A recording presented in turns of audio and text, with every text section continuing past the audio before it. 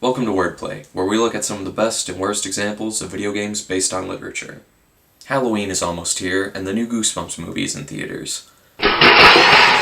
So today we're looking at Escape from Horrorland, a 1996 adventure game based on a book from R.L. Stine. Escape from Horrorland was one of my favorite computer games growing up. The story is told through full-motion video segments, which, while impressive at the time, have aged terribly. In 1986, Robert Lawrence Stine started his career in horror literature with his debut novel, Blind Date. This novel, along with his Fear Street series several years later, focused on a teenage audience. It wasn't until in the 90s when he became a household name with Goosebumps. The first Goosebumps book, Welcome to the Dead House, was published in July 1992. The series tapped into a unique market by telling scary stories written for children. Goosebumps became hugely popular, leading to more books as well as all kinds of merchandise and a TV show. USA Today gave Stine the top spot on their best-selling authors list 3 years running, and more than 400 million copies of his books have been sold worldwide. The 16th book in the Goosebumps series was One Day in Horrorland, which follows the Morris family as they stumble upon a ghoulish amusement park. Once they start exploring the park, they discover that the rides are dangerous and that the horned monsters that run the park aren't people in costumes.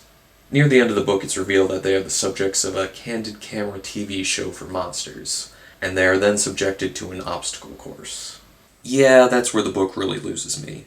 The whole evil amusement park thing is a really solid concept for a scary children's story, but it feels like they don't really do enough with it before moving on to a much more boring idea.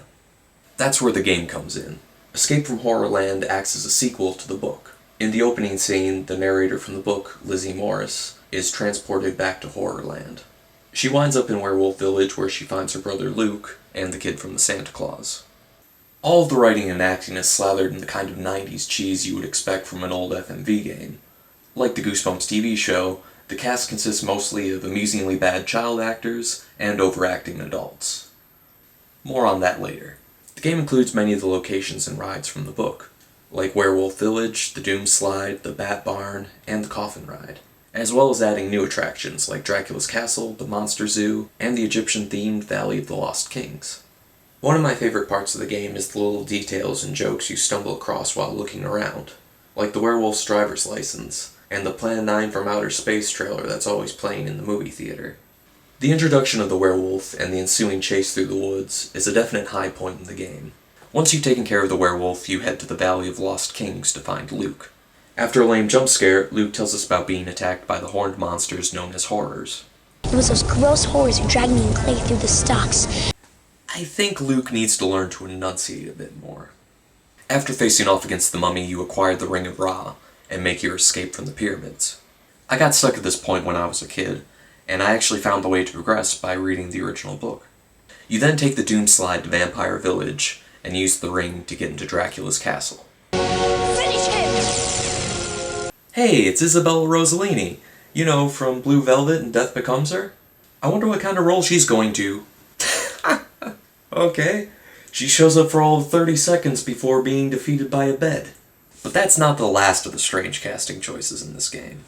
That's right, just moments later you run into Dracula, played by Jeff Goldblum. Goldblum apparently filmed his scenes in between the release of Independence Day and Jurassic Park 2. With the kind of star power that both he and Rosselini had at the time, why were they in this game?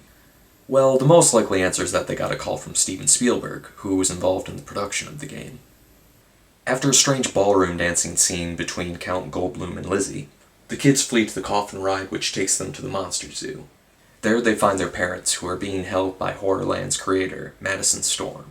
So you play a quick game of Simon, the parents are rescued, and everyone escapes from Horrorland just before the park explodes.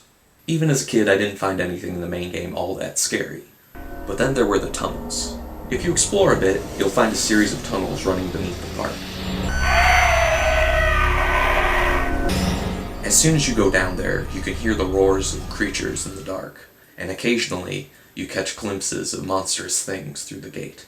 I was terrified of the tunnels as a kid, and even now, there's still a very creepy atmosphere to the place. If you dare to go inside, you can run around an open area collecting coins and avoiding the tunnel beasts. These are by far the scariest part of the game, and also the most challenging. The graphics in Escape from Horrorland don't hold up well, and what little there is in terms of gameplay isn't exactly engaging. But the game still has quite a bit of entertainment value. It's sure to be a fun experience for kids, and for fans of campy FMV games like Tex Murphy. And watching Count Goldblum mumble his lines through plastic vampire teeth is probably worth the price of admission alone. Tune in for the next episode where I'll be going there and back again on an unexpected journey. See you next time.